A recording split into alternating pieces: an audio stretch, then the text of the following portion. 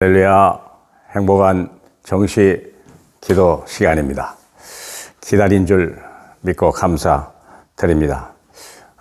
이번 주에 전체적인 컨셉은 서밋과 미션이 될 것 같습니다. 그래서 우리가 이 서밋과 미션이라는 단어를 알게 된다면 인생이 가치 있는 인생으로 바꿔지죠. 오늘 본문 말씀은 사도행전 1장 8절입니다. 오직 성령이 너희에게 임하시면 너희가 권능을 받고 예루살렘과 온 유대와 사마리아와 땅끝까지 이르러 내 증인이 되리라 하시니라. 아멘. 이건 하나님의 자녀, 구원받은 하나님의 자녀에게 주신 어마어마한 하나님의 능력입니다. 내 육체에다가 내 생기를 불어넣어주리라. 주님이 약속했거든요. 그냥 흙이 아니에요. 내 육체지만 흙으로 만든 흙과 같은 존재, 무너지는 존재, 병든 존재, 사라지는 존재가 아니라 하나님의 생명을 집어넣고 하나님의 기운을 집어넣은 거예요. 하나님의 능력을 집어넣어 버린 거예요. 그러고 나서 우리가 하나님의 종으로서의 삶을 살아갈 수 있는 능력이 있는 거죠. 그런데 뭐라고 말했냐?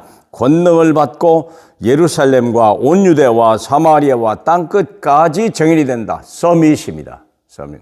그래서 우리는 서밋을 신분을 가지고 하나님의 미션을, 하나님 나라의 일을 우리는 반드시 수행해야 돼요.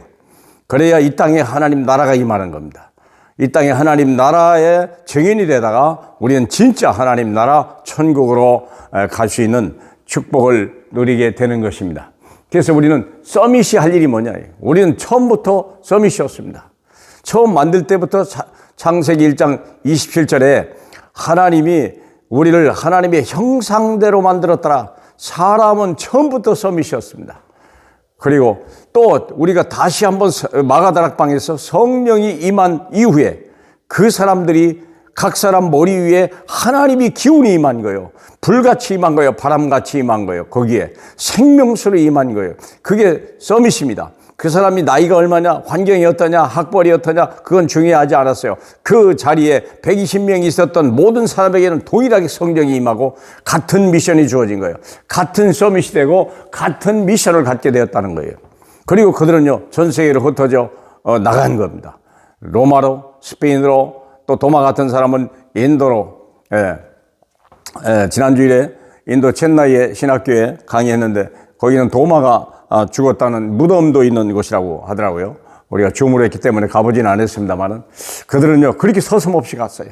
그 도마가, 의심했던 도마가 하나님의 성령이 임하니까 그는요, 땅끝까지 증인이 된 거예요. 그는 예수 그리스도를 믿고 성령이 임하는 순간에 서밋이 되었고 미션이 임한 거예요. 우리가 모두가 그리 된 줄로 믿습니다. 그래서 서밋이 할 일이 뭐냐? 서밋을 모르면 어떻게 되냐? 사탄의 노예가 되는 거예요. 다 물질의 노예, 사람의 종, 다 그렇게 살아가는 거예요. 우리가 결국은요, 세상에 우리는 노예로 속국으로 살아가는 거예요. 그래서 열심히 공부하는 게 뭐예요? 우리가 좀 더 힘 있는 노예, 그런 거 되려는 거잖아요. 삼손이라는 사람이 맷돌을 갈 때는 그건 별 볼 일 없는 거예요. 큰 못대를 간다고 자랑할 필요도 없어요. 그게 자기의 무거운 짐이거든요. 오늘날 재벌들이, 오늘날 정치인들이, 성공한 사람들이 다 그렇게 맷돌을 갈고 있는 거예요. 큰 맷돌을 간다고 자랑할 거 하나도 없어요. 사랑하는 여러분. 서밋을 모르면 사탄의 노예가 되는 거예요. 그리고 유리방어하는 민족이 되는 거예요.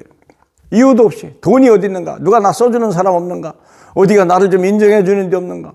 거지 같은 인생을 시작하게 하는 거예요. 서밋인데 다른 사람을 살려야 되고 다른 사람에게 주는 자가 돼야 되는데 내게 은과 금은 없어도 내가 너희에게 주는 것이 있다. 나사렛 예수 그 이름의 능력으로 일어나 걸어라. 세상이 할 수 없는 것을 우리에게 하는 거죠. 그래서 가장 시급한 게 뭐냐? 서밋의 위치에 서라. 서밋의 위치가 어디입니까? 하나님의 나라. 수준이 있는 거잖아요. 예수 그리스도는 우리의 삶의 기준입니다.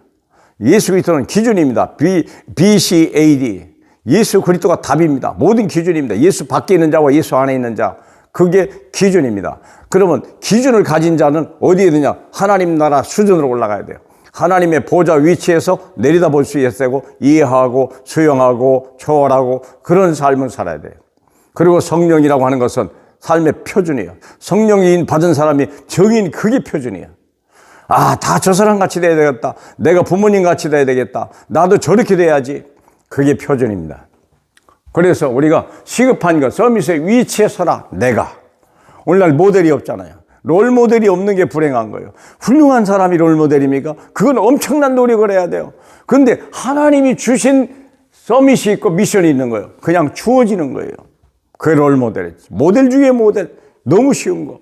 서밋의 위치에 서라. 그리고 서밋의 자세를 가져라. 큰 그릇 가지고 우리가 낙심하지도 않고 흔들리지도 않고 그러면 우리가 독립해야 돼요. 어디에서도 독립해야 돼요. 그렇죠? 어디에서도. 그리고 어디에 합니까? 영적 현실을 보지 말고 영적 사실을 봐야 돼요. 하나님의 계획이 뭔지를 봐야 돼요. 그게. 그래서 우리가 싸우지 않고도 이길 수 있는 사람, 그런 사람이 돼야 돼요. 그래요. 모든 사람, 여기에서 예루살렘도 관계없어요. 그리고 사마리아도 괜찮아요. 아무도 안 가고 버려진 그곳에서도 세상 살릴 수 있는 사람. 그게 서밋의 자세예요. 그리고 온 유대, 그리고 땅끝까지. 언어가 안 통해도, 문화가 달라도요.